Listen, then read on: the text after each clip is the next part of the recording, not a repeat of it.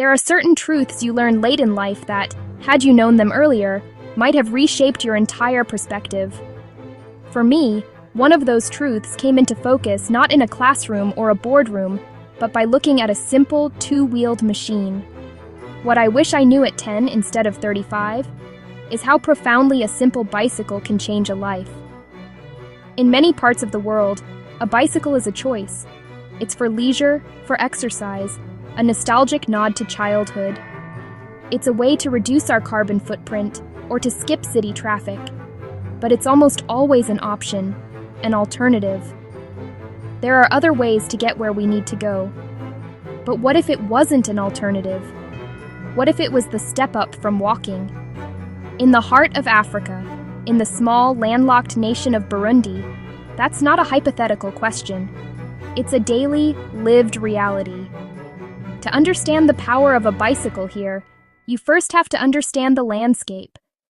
Burundi is known as the land of 1,000 hills, and its beauty is as immense as its challenges. It is consistently ranked as one of the poorest nations on Earth. With a GDP per capita that hovers around just a few $100s a year, life is a constant negotiation. Everyday choices are shaped by scarcity. Not just a scarcity of money, but of time, of energy, of access. Here, distance is a tyrant, and the primary mode of conquering it is on foot. Consider education. For a child in a rural village, schools are often miles away. This isn't a short walk around the block. It's a journey that can take hours each way. It means waking before the sun, walking through heat, dust, or seasonal rains, and arriving at school already tired. It means the same long journey home, leaving little time or energy for homework. For many, especially young girls who are often tasked with household chores, the sheer exhaustion of the daily commute makes dropping out of school an unfortunate necessity. Consider the economy. The backbone of rural Burundi is subsistence agriculture. A family's livelihood depends on their ability to sell their surplus produce, bananas, beans, coffee, at the local market. But these markets are spread across rough dirt roads, often a half-day's walk away. A farmer must carry their heavy goods on their head or back, a physically grueling task that limits how much they can transport. Produce can spoil under the hot sun. An entire day is spent just on travel, a day that could have been spent tending to crops. And consider health. In a medical emergency, every second counts. But clinics can be hours from your village. A child with a high fever, a difficult labor, a serious injury. These situations become life-threatening, not just because of the illness, but because of the distance to care. Even routine checkups, prenatal visits, or vaccinations for children become monumental undertakings, often postponed or skipped altogether because the journey is too long and arduous. This is the context into which the bicycle rolls. It's not just a piece of metal with two wheels, it's a vehicle of transformation. A bicycle here immediately cuts travel time, not by minutes, but by hours. A 2-hour walk becomes a 30-minute ride. Suddenly, the day has more hours in it. This gift of time opens access to jobs and economic opportunity. A farmer can now carry 4 times the amount of produce to market and make multiple trips. They can reach farther markets where prices might be better. This creates a new class of entrepreneur, the bicycle taxi driver, a vital link in the local transport network, ferrying people and goods for a small fee. The bicycle becomes a business asset, a tool for generating income where there was none before. For a student, that saved time can mean the difference between dropping out and graduating. It means arriving at school with energy to learn and returning home with time to study. It can mean the difference between missing and attending school, and ultimately, the difference between a life of limitation and one of possibility. But this solution isn't simple, because bikes cost money. A sturdy, reliable roadster, the kind that can handle the rugged terrain, can cost upwards of $150. In a country where many live on less than $2 a day, this is a monumental sum, often more than a family can spare.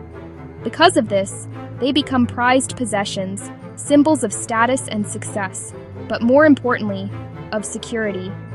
A bicycle is an investment, a family's most valuable asset after their home.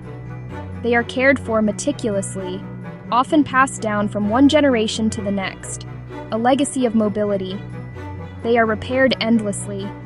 A flat tire isn't a reason to discard a tube. It's patched, then patched again.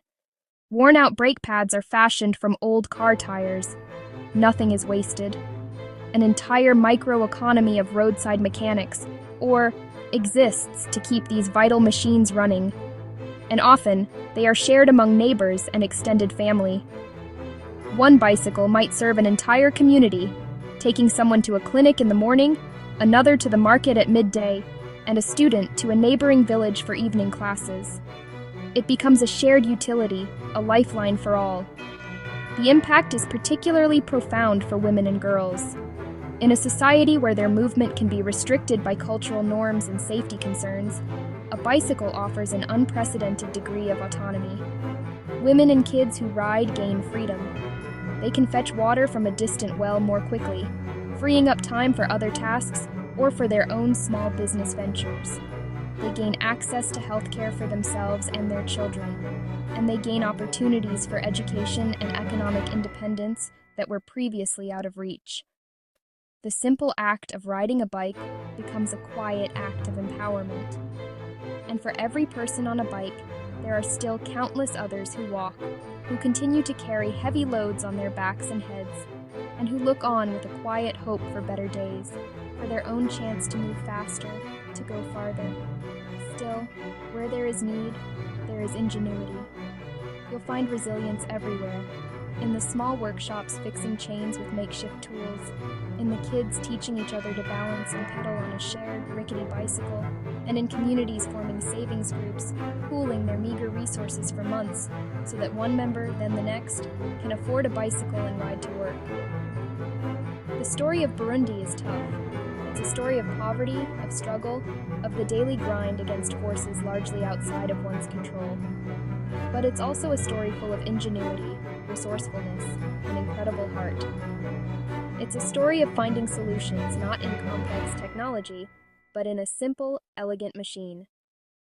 It is undeniable proof that even one bicycle can create a ripple effect of real, tangible change, improving health, boosting incomes, and opening the doors to education.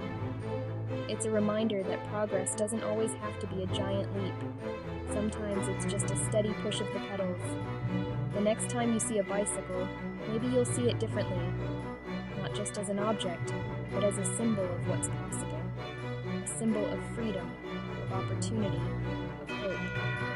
If this story surprised you or made you think, please consider liking and sharing it. By spreading awareness, you help amplify the stories of those for whom a simple machine means a world of difference.